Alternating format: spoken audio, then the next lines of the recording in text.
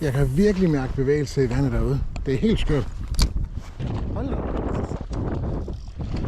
Den er så fanget ind på helt der vand, den her. Der var en følge. Ret tæt på. Ja, der var den igen.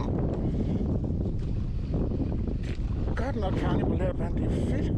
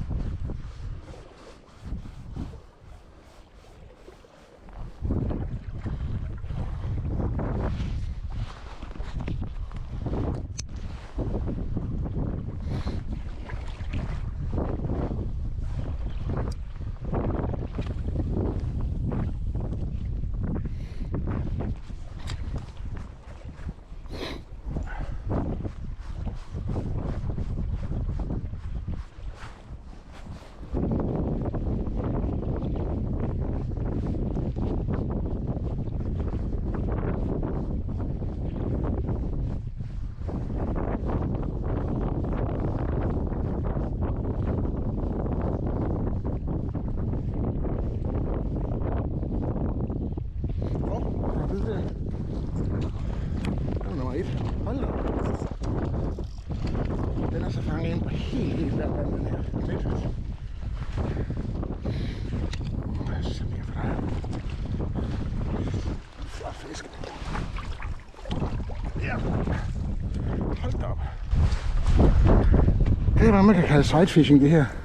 Den er cirka 50 cm. Den er fantastisk. Og man kan se, hvor jeg står knædybt vand. Og det er det, den er fanget i. Hold da op. Hej, kammerat. Flot. Let farvefisk. Let farvefisk. Hov. Det skal nej.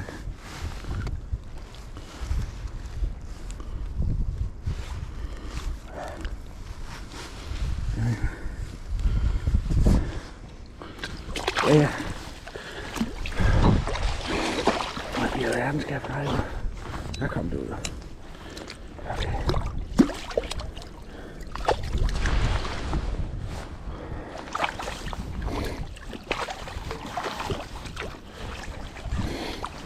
En flot fisk. Virkelig flot fisk. Virkelig flot fisk.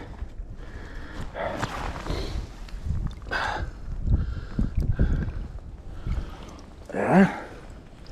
Værsgo. Sted med dig.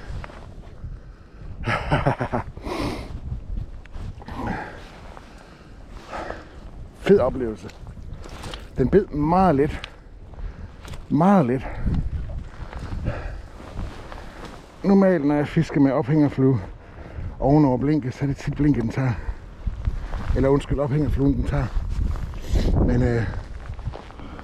her der tog den altså blinket med en lille længekrog. Og lå ophængerne af.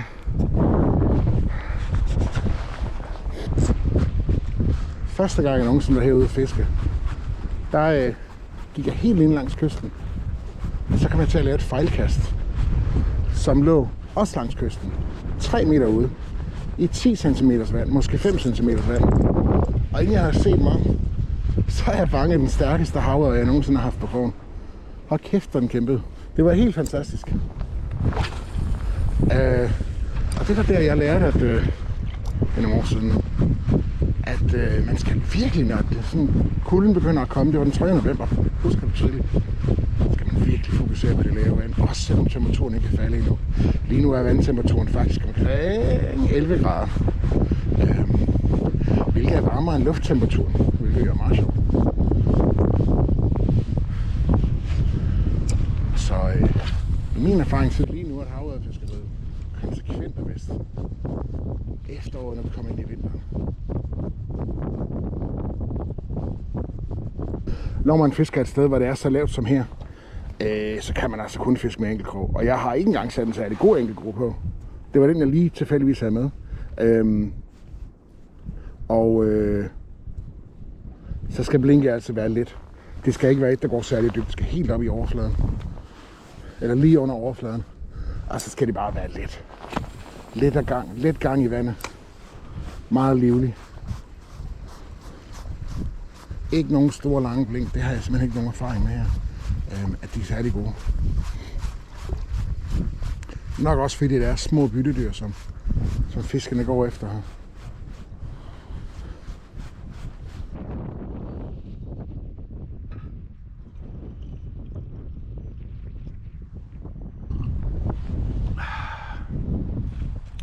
Når nu jeg er på tur, som jeg er i dag, et sted, der er så fantastisk. Det her det er jo et stort lavtvandsområde, som selv når der er højvande, så er der sjældent mere end en halv meter dybt. Og det her sted det er et af mine yndlingssteder i efteråret og om vinteren, når der ikke er is. Lige nu der er vandtemperaturen 11 grader, hvilket sjovt nok vil sige, at det er varmere i vandet, end det er i luften, selvom det ikke føles sådan. Det er rigtig godt til sidefishing det her sted, og sidefishing betyder jo, som navnet antyder, at man i virkeligheden skal fiske forsigtigt, fordi man kan godt være heldig at se fiskene.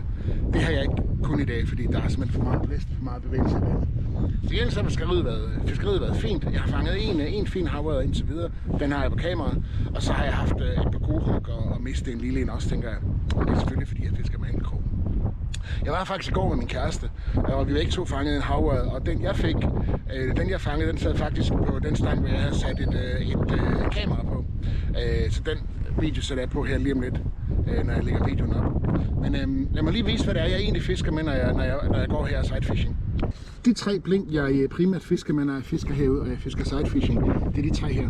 Og de vejer ikke særlig meget. Den tungeste, som er den her, som er et rimelig billigt blink fra Harald Nyborg faktisk, vejer 16 gram, men det går helt fantastisk i vandet. Og det er faktisk det, jeg fanger de fleste fisk på. Lette blink og små blink. Også fluer. Ophængerfluer. Og de fleste fisk, som jeg ikke fanger med blink, fanger jeg faktisk også den her. Det er en lille flue, kårbassen, som jeg bruger som ophængerflue. Og den kan bare noget i de kolde efterårsmåneder. Og faktisk så, når det begynder at blive rigtig koldt, så fanger jeg faktisk flere fisk på ophængerfluen, end det gør på blinkene. Sjovt nok. Nu har jeg sådan gået turen, ja godt og vel 400 meter ud, tror jeg. Og har haft god succes. Jeg vil gerne prøve at gå den anden vej rundt her nu. Der er lidt større bølger. Jeg har ikke prøvet det før. Men jeg har hele dagen. Jeg har fri dag, så jeg skal bare nyde fiskeriet. Og så har jeg selvfølgelig taget masser af kaffe med, fordi luften er faktisk begyndt at bide en hel del. Jeg står midt på et stort rev lige nu. Rimelig langt ude, men det er fordi det er lavvandet. Og der er ingen tvivl om, det her det er et helt fantastisk rev til havørred. Det er mere et spørgsmål om, hvorvidt jeg kan få dem interesseret i at hugge lige nu. Her midt på dagen.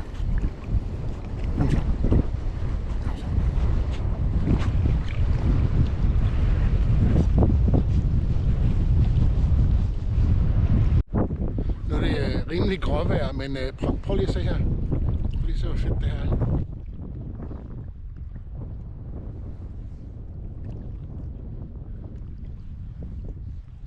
Jeg har været så langt øje rækker næsten.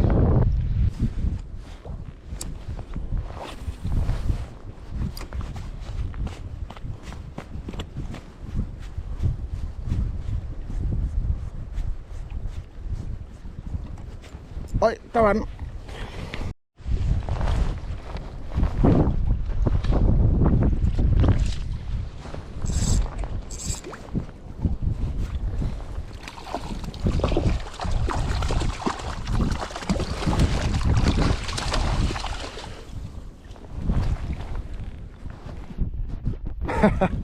Ej, den er flot. Det er en flot havørred.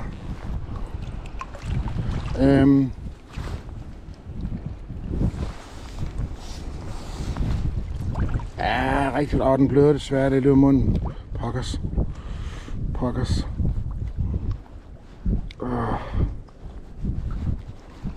Ej, det er ærgerligt. Jeg prøver at sætte den ud igen alligevel, så den kan klare det. Pokkers.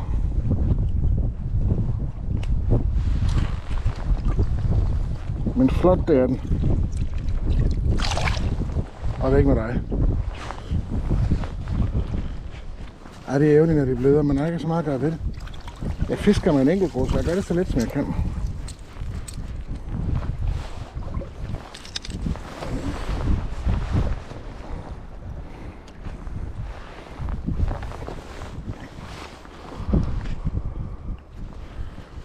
Jeg glemte faktisk at tænde kameraet, for jeg var egentlig bare på vej herover for at fiske. Og så tog jeg lige et par kast, fordi jeg synes, jeg så lidt bevægelse i vandoverfladen. Og det viste sig så at være rigtigt.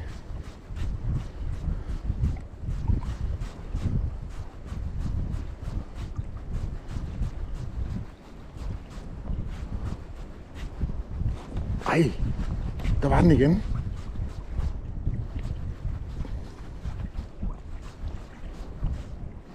Ja, så har jeg ramt dem. Så måtte jeg også være her et eller andet sted. Kom så.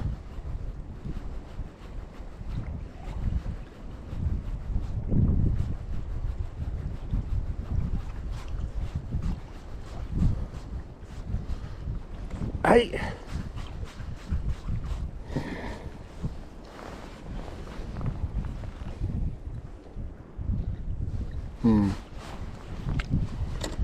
Ja, det er jo problemet med enkeltkrog.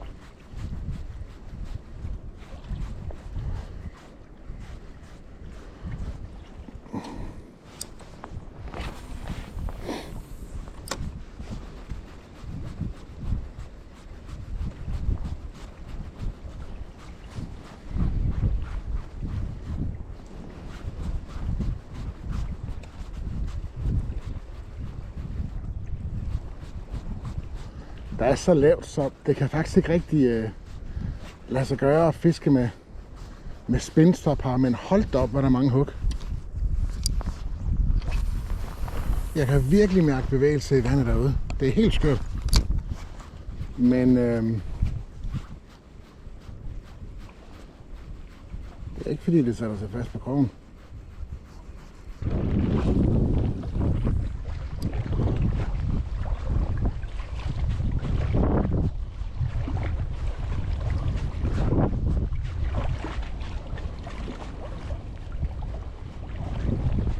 Ja, der var den igen.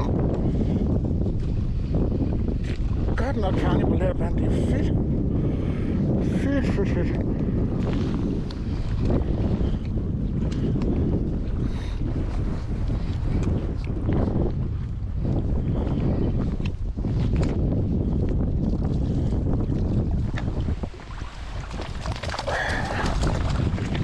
Den er samme størrelse som den anden. Den er vist fra i år. Ja.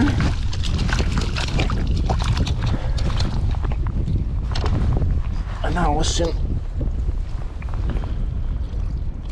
sin fedtfilm bag.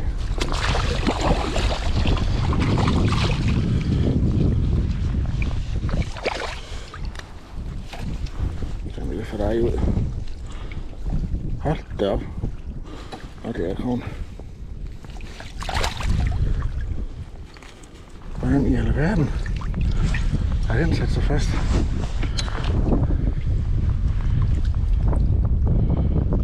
Hold da op. Det må jeg godt nok sige. Den har simpelthen snurret sig rundt om mundvinen.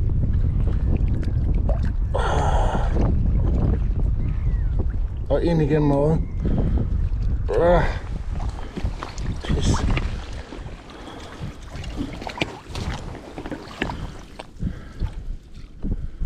Ja, jeg er sgu ked af, kammerat.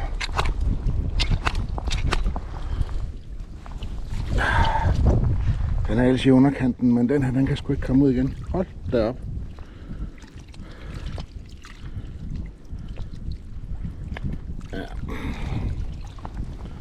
Det er noget lort.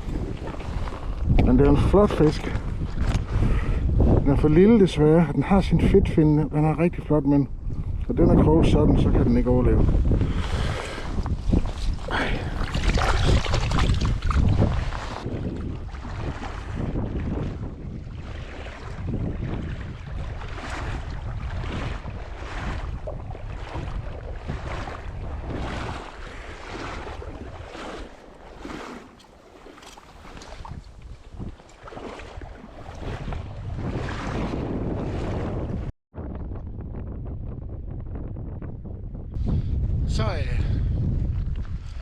Så tog en slut for i dag. Jeg har været her i 2,5 timer cirka.